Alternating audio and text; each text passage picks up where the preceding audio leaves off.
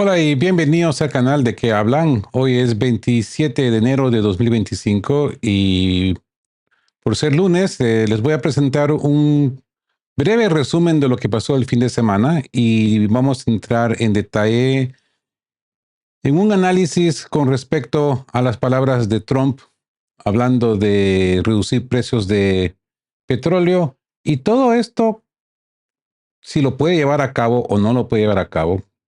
¿Cuál sería cómo lo percibiría Arabia Saudita y qué pasaría en Rusia si de hecho estas palabras de Trump pueden afectar el conflicto en Ucrania o no?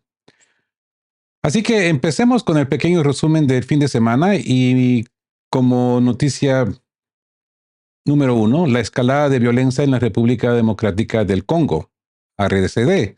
El Consejo de Seguridad de las Naciones Unidas celebró una reunión de emergencia el domingo 25 de enero tras un aumento de la violencia en el estado de la República Democrática del Congo, particularmente en Kivu del Norte.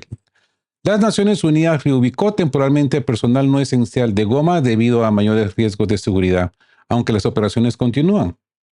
Los enfrentamientos entre los grupos armados y fuerzas gubernamentales han desplazado a miles de personas con informes de víctimas civiles, un empeoramiento de las condiciones humanitarias. La misión de las Naciones Unidas en la región se enfrenta a crecientes desafíos para mantener la estabilidad.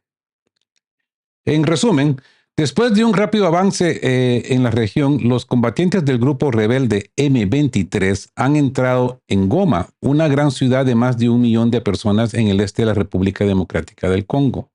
Desde 1999 se ha establecido una misión de mantenimiento de paz de las Naciones Unidas. La fuerza actual, conocida como MONUSCO, está compuesta por de más de 10,000 soldados. Ahora, amigos, este país es rico en minerales. La República Democrática del Congo ha sido acechada por el conflicto durante más de 30 años, desde el genocidio de Ruanda en 1994. Numerosos grupos armados han competido con las autoridades centrales por el poder y el control de la fortuna potencial en esta vasta nación. La inestabilidad ha observado a los países vecinos con un efecto devastador, notoriamente en la década de los 90, cuando dos enormes conflictos dominados guerras mundiales de África provocaron la muerte de millones de personas. ¿Qué está pasando en Goma? Después de un rápido avance en la región, los combatientes del grupo rebelde M23 han entrado en Goma, una gran ciudad de más de 1 millón de personas en el este de la República Democrática del Congo.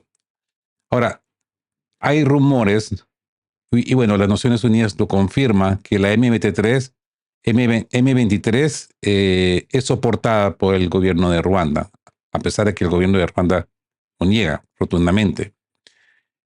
Sentado en la frontera con Ruanda, a las orillas del lago Kivu, es un centro vital de comercio y transporte que está al alcance de las ciudades mineras que suministran metales minerales de alta demanda, como el oro, el estaño y el coltán, que es un componente clave de los teléfonos móviles y las baterías para vehículos eléctricos. ¿Ok?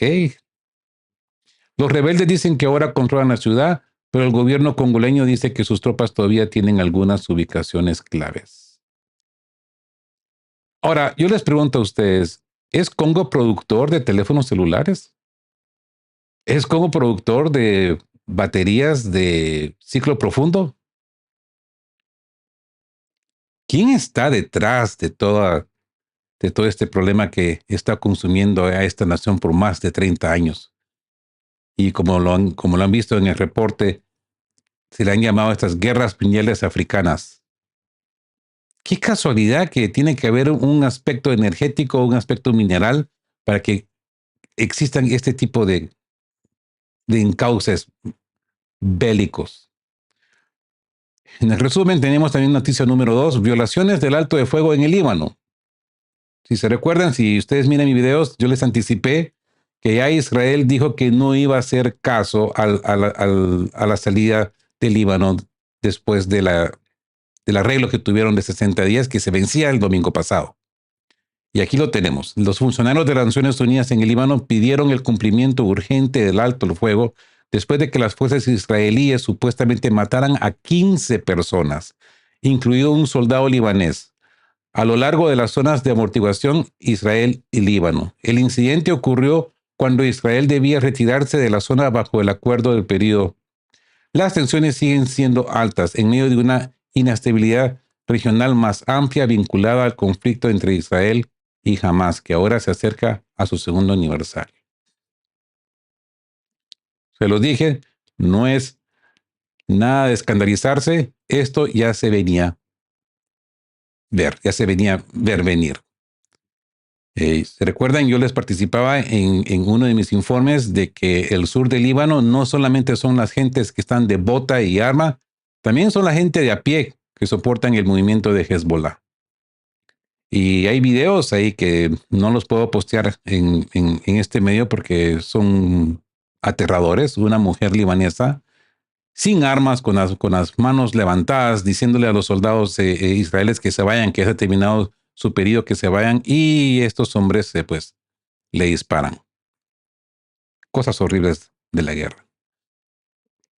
Noticia 3 del resumen del fin de semana. Cierre del programa de verificación de hechos de Meta en Estados Unidos. Meta son los dueños de Instagram, los dueños de Facebook. El cierre de la iniciativa de verificación de hechos de Meta, con sede en Estados Unidos, despertó preocupaciones sobre el aumento de los riesgos de desinformación a nivel mundial.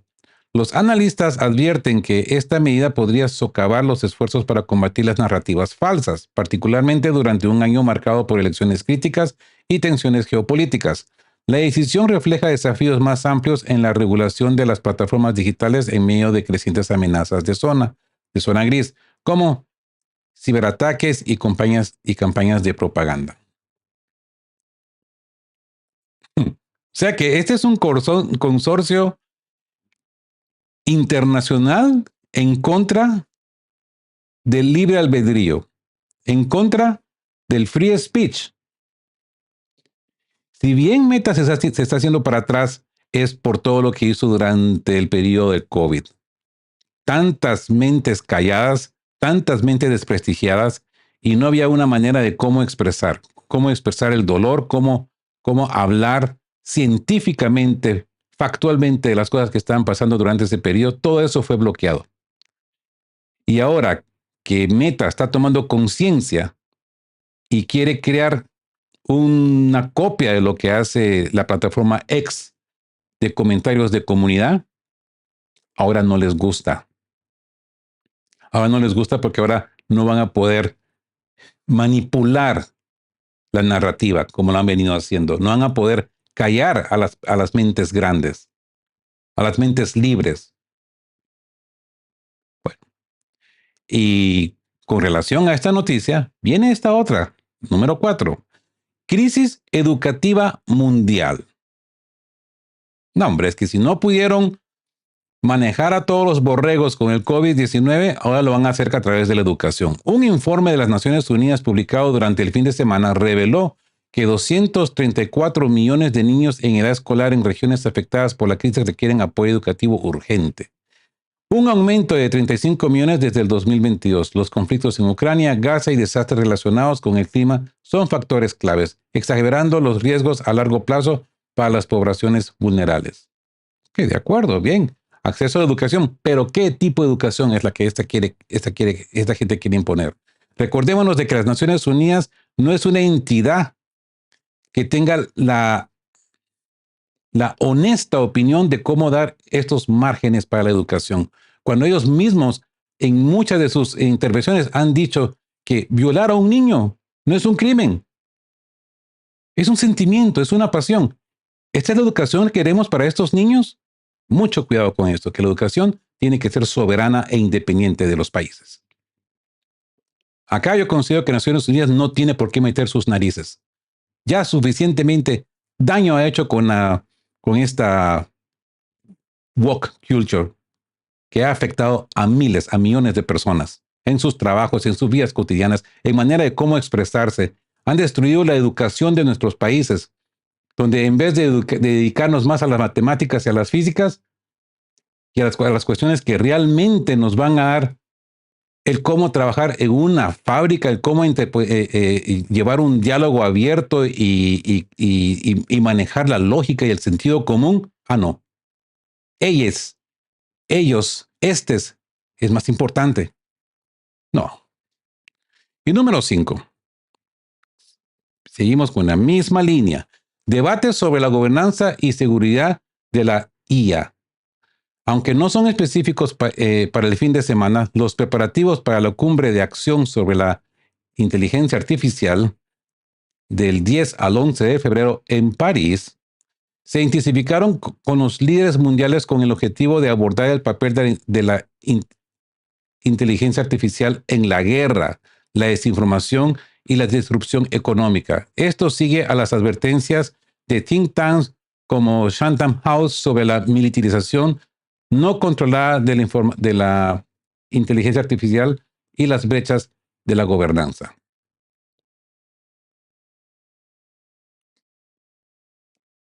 Quieren control total. Quieren un control total, no solamente en sus países, pero a nivel mundial. En un contexto más amplio, podríamos decir que la incertidumbre sobre la política de los Estados Unidos, la toma de posesión del presidente Trump el 20 de enero, continúa proyectando una sombra sobre los asuntos globales en cambios anticipados en las políticas comerciales, climáticas y de seguridad. Persisten las preocupaciones sobre las posibles guerras comerciales entre Estados Unidos y China y la reducción del apoyo a Ucrania. Y la inestabilidad del Oriente Medio. El conflicto entre Israel y Hamas sigue siendo un punto de inflamación con temores de escalada regional antes del aniversario de octubre de 2025. Y este ha sido el pequeño resumen que les tenía preparado de las noticias del fin de semana. Ahora pasamos a la parte de analítica y vamos a empezar con Donald Trump o cualquier presidente de Estados Unidos puede influir en los precios de petróleo a través de una combinación de políticas internas, diplomacia internacional y acciones estratégicas. Estas son algunas formas en que un presidente de Estados Unidos podría reducir parcialmente los precios de petróleo. Ahora bien, Trump tiró su gran señal diciendo de que para que Rusia para el conflicto en Ucrania había que bajar el precio del petróleo porque por las ganancias del alto costo del petróleo es que Rusia puede financiar esta guerra. Quédense conmigo que les voy a explicar que está incorrecto. Ahora, en lo que sí él está correcto es que él puede manipular el precio del petróleo. Y lo que él quiere hacer es de que, como ustedes sabrán bien, ya ha tenido la experiencia de un Trump en su periodo del 2016, 2017 al 2020, es de que a él le gusta bajar los impuestos. Ahora, para poder bajar impuestos, él necesita un combustible barato, un petróleo energético barato, porque de lo contrario, él no puede jugar con el margen de los impuestos. Porque el petróleo lo maneja todo, maneja la logística, la producción, maneja muchas cosas. Entonces, a él le interesa bajar el precio del petróleo. Ahora, ¿cómo él puede lograr esto? Bueno, con ciertos mecanismos. Ampliar los permisos de perforación. Un presidente de Estados Unidos puede fomentar un aumento de la producción del petróleo, emitiendo más permisos para la perforación en tierras federales y áreas en el alta mar. Esto aumentaría la oferta, reduciendo potencialmente los precios.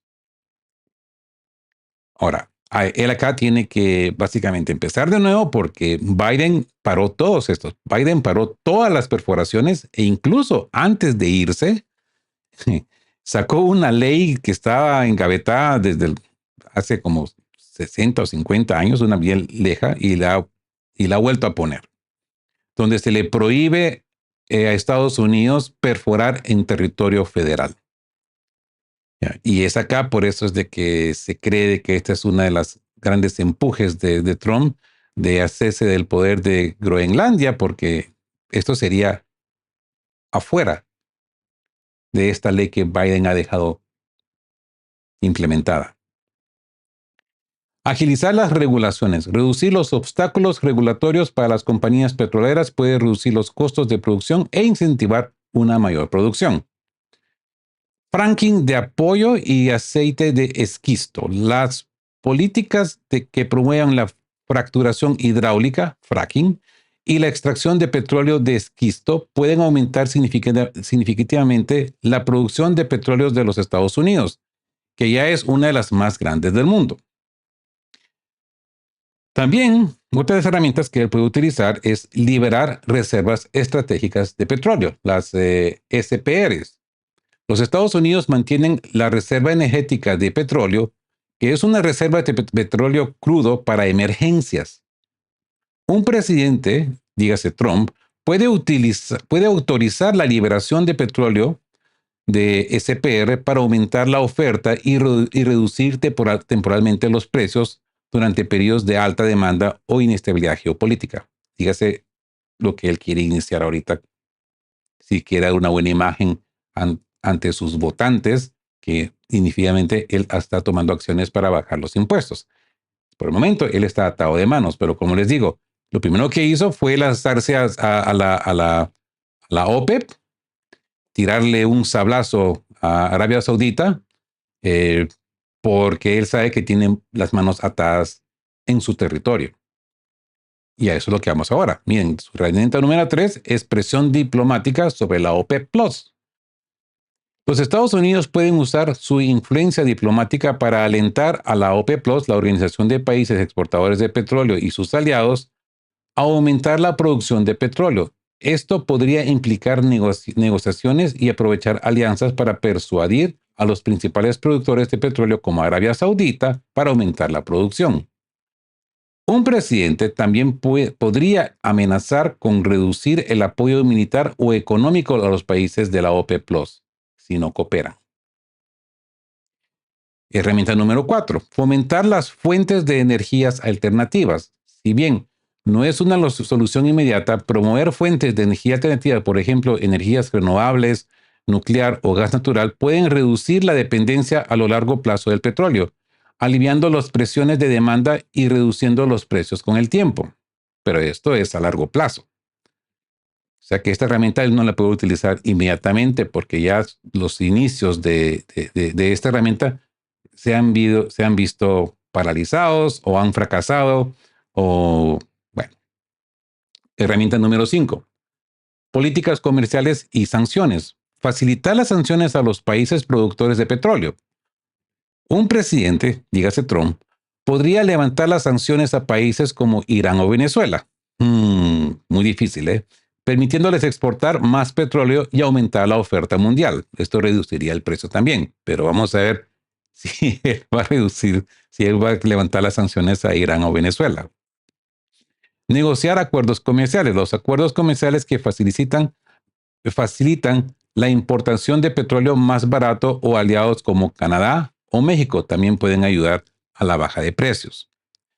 Y la herramienta número 6 puede ser fortalecer el dólar estadounidense. El petróleo tiene un precio mundial en dólares estadounidenses. Un dólar más fuerte hace que el petróleo sea más barato para otros países, reduciendo potencialmente la demanda global y bajando los precios. Un presidente puede influir en la fortaleza del dólar a través de políticas fiscales, negociaciones de tasas de intereses con la Reserva Federal o estrategias de crecimiento económico. Acá él tiene otra pequeña traba porque tiene que convencer a la Reserva Federal para que crea estas estrategias económicas. Y la número 7, abordar las tensiones geopolíticas. Trump puede trabajar para reducir los conflictos en las regiones productoras de petróleo, por ejemplo, en Oriente Medio, para estabilizar las cadenas de suministro y reducir la volatilidad de los precios. Por ejemplo, mediar en disputas entre Irán y Arabia Saudita podría ayudar a garantizar flujos estables del petróleo desde el Golfo Pérsico.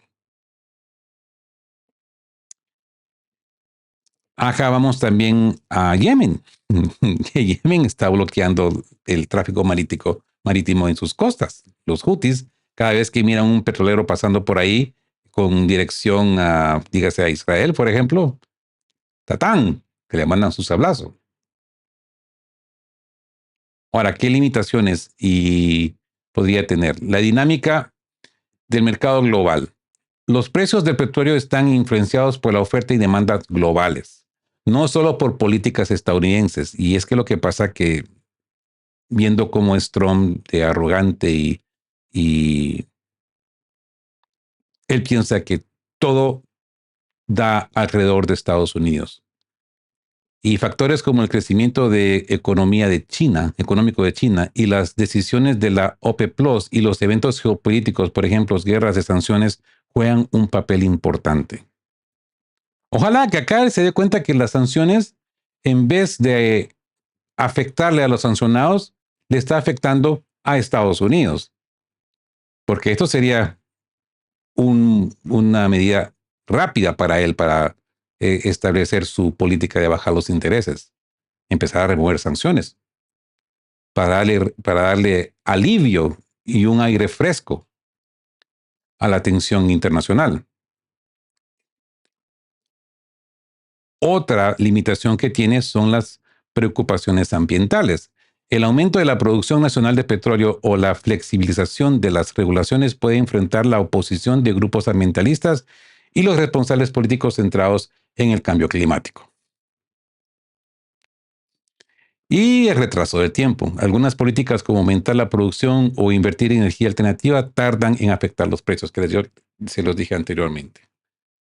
Ahora, un ejemplo histórico de todo esto puede ser que durante su presidencia anterior, Donald Trump presionó con frecuencia a la OPEP para que aumentara la producción de petróleo y los criticó por mantener altos los precios. También apoyó la independencia energética de los Estados Unidos mediante la expansión de la producción nacional de petróleo y gas, lo que contribuyó a reducir los precios de petróleo durante su mandato.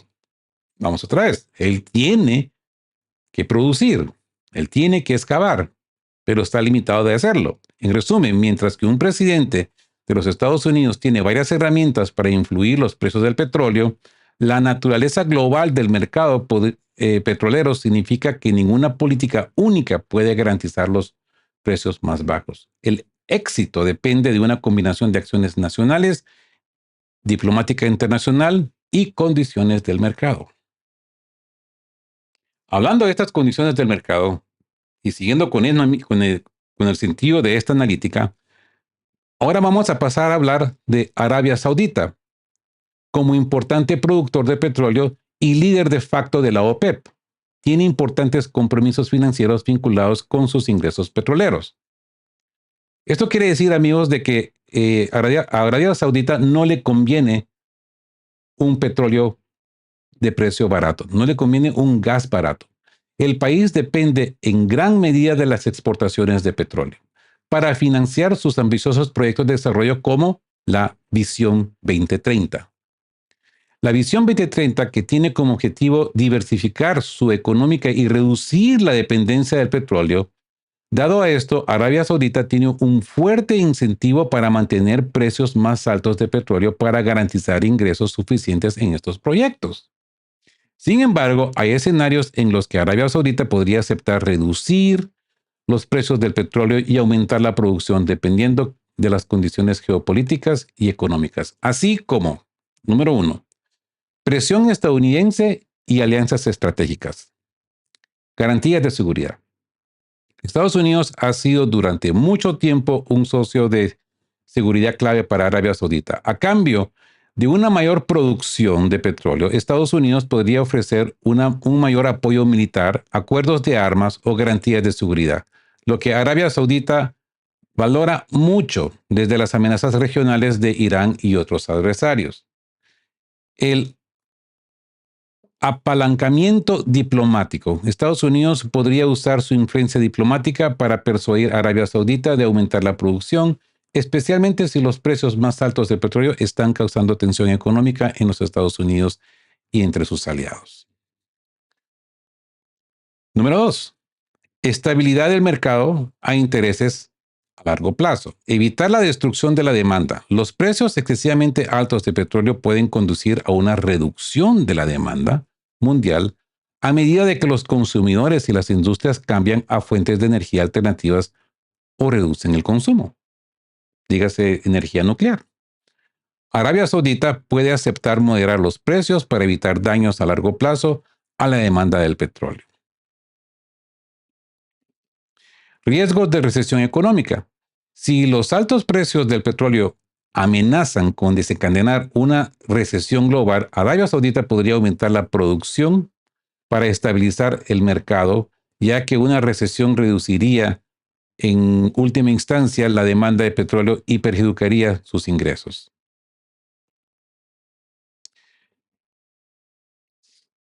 Pongan atención de que para Arabia Saudita no se le va a hacer fácil abaratar el petróleo. Es más, están en este proyecto de Visión 2030 que lo está, la persona a cargo es el príncipe, eh, pero este príncipe no es el rey todavía. Va a ser un príncipe hasta que el rey se muera y de ahí entonces él podrá tomar decisiones por sí solo. Pero hay varios príncipes y hay muchos intereses en la corona de Arabia Saudita. O sea que a este príncipe lo que menos le interesa es un petróleo barato si él quiere mantener su poderío y demostrar que él está cumpliendo con lo ofrecido de llevar a Arabia Saudita a la visión 2030. Que ojo, que parte de esta visión son plantas nucleares que los rusos están construyendo en Arabia Saudita. No hay que olvidar este pequeño factor también. Coordinación con la OPEP Plus. Intereses compartidos. Arabia Saudita a menudo se coordina con otros miembros de la OPEP Plus, particularmente Rusia, para gestionar los precios del petróleo. Si otros miembros están dispuestos a aumentar la producción, Arabia Saudita podría seguir su ejemplo para mantener la cuota de mercado e evitar perder influencia dentro del grupo. Ajuste de cuotas. Arabia Saudita podría aceptar aumentos temporales de la producción mientras se asegura que la OPEP Plus mantenga el control general sobre los niveles de oferta para evitar una caída sostenida de los precios. Amortiguado financiero y precio de equilibrio fiscal. Las reservas financieras. Arabia Saudita ha acumulado importantes reservas financieras a lo largo de los años, que puede utilizar para compensar los déficits temporales de ingresos si los precios de petróleo caen. Esto le da cierta flexibilidad para ajustar la producción en respuesta a las condiciones del mercado global. Precio de equilibrio fiscal. El precio del equilibrio fiscal de Arabia Saudita del petróleo es necesario para equilibrar el presupuesto. Ha fluctuado, pero generalmente ha sido alrededor de entre 70 a $80 por barril en los últimos años. Si los precios son significativamente más altos, el país podría estar más dispuesto a aumentar la producción para capturar ingresos adicionales, incluso si eso significa precios ligeramente más bajos. Consideraciones políticas. Las relaciones entre Estados Unidos y Arabia Saudita. Arabia Saudita valora su relación con los Estados Unidos y si Estados Unidos hace un fuerte caso a favor de la reducción de los precios del petróleo, por ejemplo, para combatir la inflación o apoyar a los aliados. Arabia Saudita podría cumplir para mantener la buena voluntad. Estabilidad regional. Si los altos precios del petróleo están exacerbando las tensiones geopolíticas o la inestabilidad económica en regiones claves, Arabia Saudita podría actuar para estabilizar el mercado, reconociendo que la inestabilidad prolongada podría dañar sus intereses a largo plazo. Y una alternativa de ingresos podría ser la visión del 2030 y su progreso. A medida que Arabia Saudita avanza en sus objetivos de la visión 2030, puede volverse menos dependiente de los ingresos del petróleo, lo que le da más flexibilidad para ajustar los niveles de producción. Por ejemplo, las inversiones en sector como el turismo, la tecnología y la energía renovable podrían reducir la presión para mantener los precios del petróleo. Ahora, un ejemplo histórico es en el 2022, Arabia Saudita se enfrentó a la presión de los Estados Unidos para aumentar la producción de petróleo, para bajar los precios en medio de la guerra entre Rusia y Ucrania y la inflación global. Si bien Arabia Saudita se resistió inicialmente, si se acuerdan, finalmente aceptó aumentos modestos de la producción, en parte para mantener su relación estratégica con los Estados Unidos y en parte para evitar desestabilizar la economía global. O sea que sí puede haber flexibilidad de parte de Arabia Saudita, pero como bien les dije anteriormente, no se manejan por sí solos, tanto en la OPEP Plus como internamente en su gobierno y las decisiones internas. En conclusión, si bien Arabia Saudita tiene fuertes motivaciones financieras para mantener altos precios de petróleo, también es un jugador pragmático en el mercado mundial del petróleo. El país puede aceptar bajas de precios o aumentar la producción si se alinea con sus intereses estratégicos más amplios, como mantener las alianzas, estabilizar la economía global o prevenir la destrucción de la demanda a largo plazo. Sin embargo, cualquier decisión probablemente implicaría una cuidadosa negociación y consideración de sus necesidades financieras y prioridades geopolíticas. Siguiendo con la analítica, ahora vamos a ver la respuesta de Dmitry Peskov, portavoz del Kremlin. A la afirmación de Donald Trump sobre reducir los precios del petróleo podría obligar a Rusia a detener su operación militar en Ucrania, refleja la postura estratégica y política de Moscú. Aquí hay claves para entender la reacción de Peskov. Número 1. Priorización de los objetivos estratégicos sobre la economía. Rusia considera su operación militar, con sus siglas SMO en inglés, en Ucrania como imperativo de seguridad nacional y geopolítico. No solo es una decisión económica para el Kremlin. La SMO está vinculada a intereses estratégicos. Controlar territorios claves como el Donbass o Crimea, contener la expansión de la OTAN y reafirmar su influencia en el espacio postsoviético. La narrativa interna se presenta como una guerra existencial contra Occidente, lo que dificulta retroceder por presiones económicas sin perder legitimidad política. ¿Okay? Número 2. Resiliencia económica frente a sanciones. Rusia ya ha absorbido un impacto significativo de las sanciones occidentales desde 2022 y ha adaptado su economía. La desvinculación del petróleo occidental ha redirigido ventas de crudo a China, India y otros países no alineados, aunque a precios menores. Fondo de Estabilización y Monedas Alternativas ha acumulado reservas en yuanes y oro, reduciendo su dependencia del dólar. Precios altos de petróleo no son críticos. Aunque los ingresos de petróleo son vitales, Rusia ha operado con precios de crudo entre 60 y 80 dólares por barril. ¿Se acuerdan? Arabia Saudita es de 70 a 80, Rusia de 60 a 80, dentro de su margen de supervivencia fiscal. Si Trump lograra bajar los precios, dígase, por ejemplo, a 50%, Rusia podría compensar parcialmente con mayores volúmenes de exportación o ajustes presupuestarios, como ya lo ha hecho. Número 3. La política interna rusa. Para Putin, ceder ante presiones económicas externas sería interpretado como debilidad, algo que evitaría a toda costa. Costo político de retroceder. Detener la SMO por presión económica dañaría su imagen de líder fuerte y provocaría críticas de sectores ultranacionalistas. La narrativa de sacrificio. El Kremlin ha preparado a la población para una guerra económica, vinculado a las dificultades económicas y lucha contra Occidente. 4. La limitada influencia de Estados Unidos en los mercados energéticos. Aunque Trump podría presionar a la OPEP Plus, Arabia Saudita, para aumentar la producción y bajar precios, tiene margen de maniobra, como se los expliqué anteriormente, tiene muchos márgenes de, de maniobra y les listé todo lo que podría pasar en Arabia Saudita. La colaboración con la OPEP Plus, Rusia y Arabia Saudita han coordinado recortes de producción desde 2023 para sostener precios.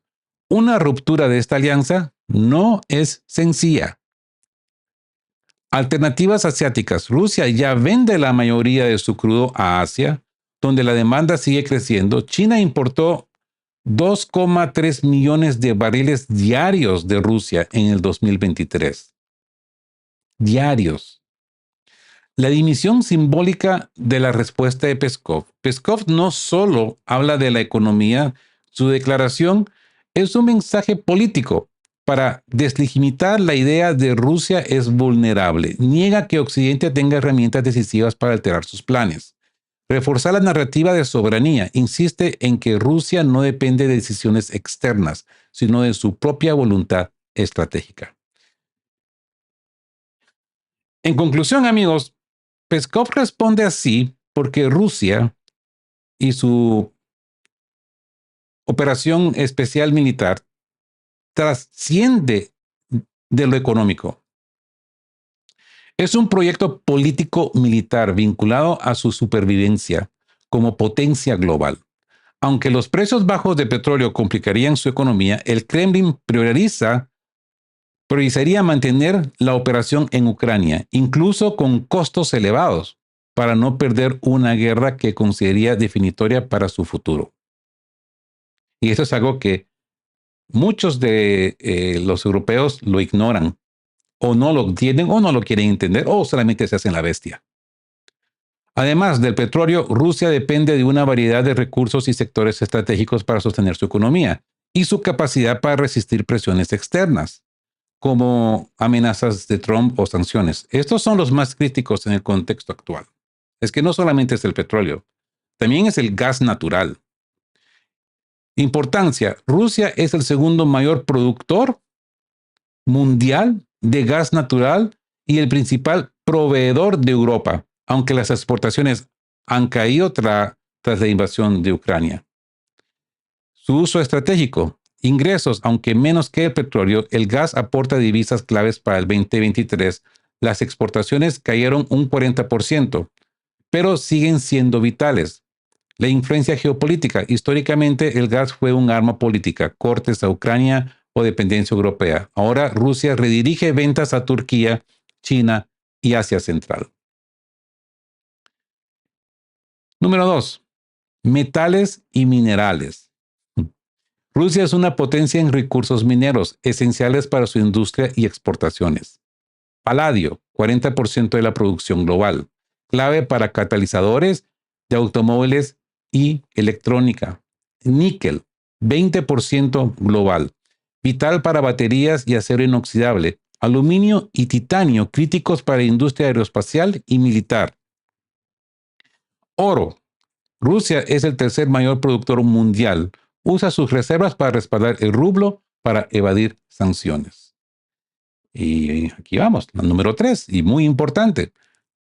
Agricultura y cereales.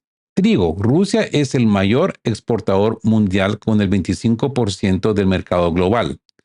Esto le da la influencia en países dependientes en África y Oriente Medio.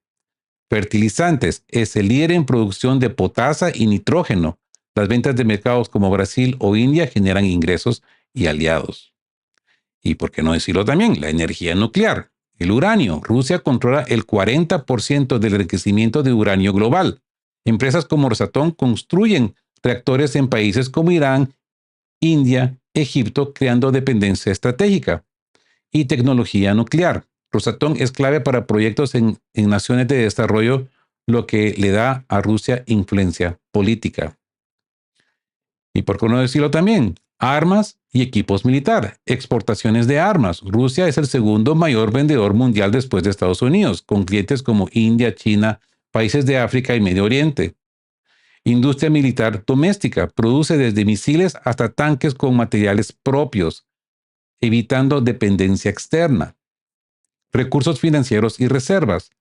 El Fondo de Riqueza Nacional, aunque reducido por las sanciones, aún tiene cerca de 140 mil millones en yuanes y oros y otras divisas no occidentales.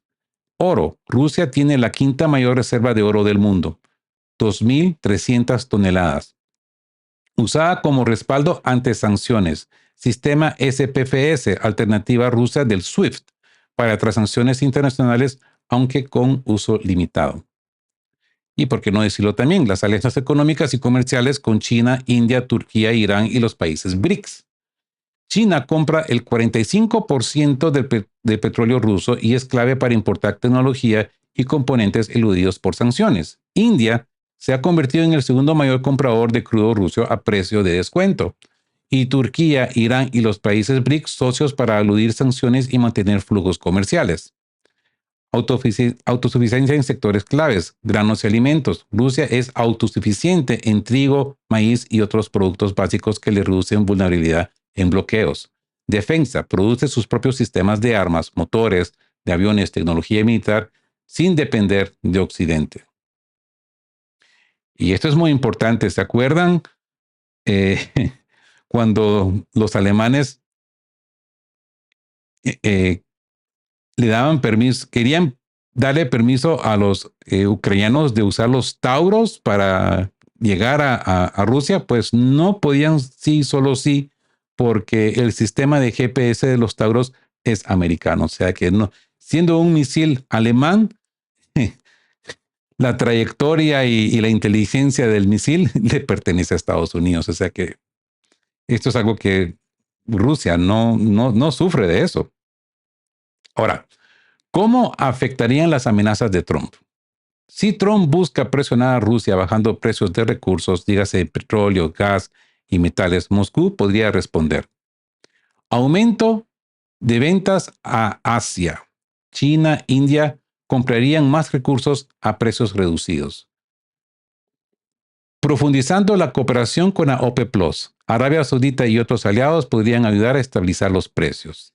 Acelerando la desdolarización, usar más yuan, rupías y trueques en comercio internacional. Y recortando gastos no esenciales. Priorizar financiamiento militar y subsidios sociales para mantener estabilidad interna. Que de hecho, eso es lo que están haciendo ahorita. En conclusión, amigos, Rusia no depende únicamente del petróleo. Si bien eso es lo que Trump le quiere entender a todo el mundo. Su resiliencia actual se basa en una combinación de recursos naturales diversificados, alianzas con potencias no occidentales y autosuficiencia crítica en sectores estratégicos.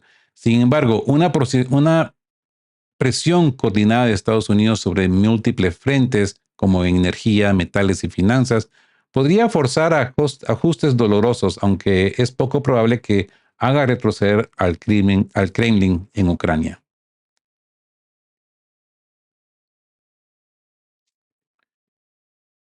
Esto sería todo del análisis que les tengo.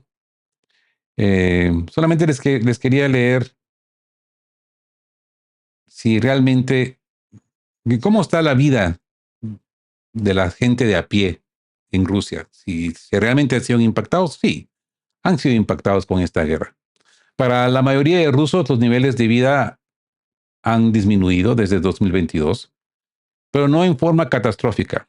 Los subsidios y la propaganda del Estado han evitado disturbios generalizados, mientras que ciertos sectores, por ejemplo, en defensa, agricultura, prosperan. Sin embargo, estilos de vida urbanos de clase media se han deteriorado debido a la inflación y el aislamiento.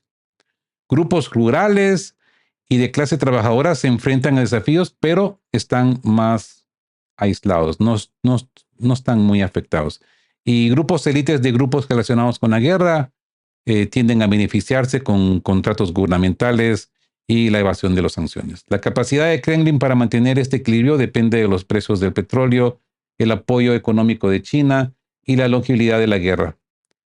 Por ahora, el contrato social y la estabilidad a cambio de la pasividad política se mantiene en gran medida, pero es obvio que pueden surgir grietas o quizás ya se están surgiendo grietas. Y yo creo que este es no se podría decir grito se esperaba, pero ustedes han podido escuchar a a Peskov, a Lavrov, al director de inteligencia de Rusia, de que incluso dicen frases que ahora se están convirtiendo célebres de que Ucrania dejaría de existir para finales de 2025. Y esto nos da la pauta de que sí, ya Rusia quiere que este conflicto termine. Y ustedes dirán, amigos, en mi opinión, yo no veo que Trump vaya en serio con las negociaciones. Los rusos van a seguir. Y estamos a pocos meses de entrar al verano, donde aparentemente los rusos sí, esta vez ya van a lanzar un ataque masivo para terminar esta guerra. Ya se ha visto la debilidad del ejército ucraniano. Estados Unidos y Europa ya están sintiendo también la presión económica. En Europa están surgiendo lo que le llaman ahora partidos de ultraderecha, partidos que lo que realmente son nacionalistas, y como nacionalista vos no querés que tu país se meta en guerras de otros países, sino que te preocupes solamente de tu país, de proteger tus fronteras, de proteger tu economía. Pero ahora esta gente son llamados extrema derecha, son llamados nazis, porque tienen un espíritu patriótico de defender lo que es suyo y que miran ridículo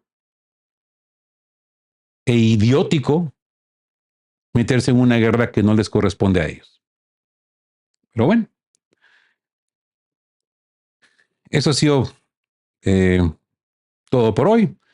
En este segmento, más adelante, si me da tiempo, les tengo otras nuevas noticias que están saliendo. Ya, esto no para. Este 2025 va a ser así. Las noticias siguen y siguen. Les voy a traer una notición que está sucediendo en Nueva York, pero antes lo quiero analizar. Así, amigos, que como siempre les digo, manténganse unidos, fuertes, siempre busquen por la verdad y sean justos. Hasta la próxima.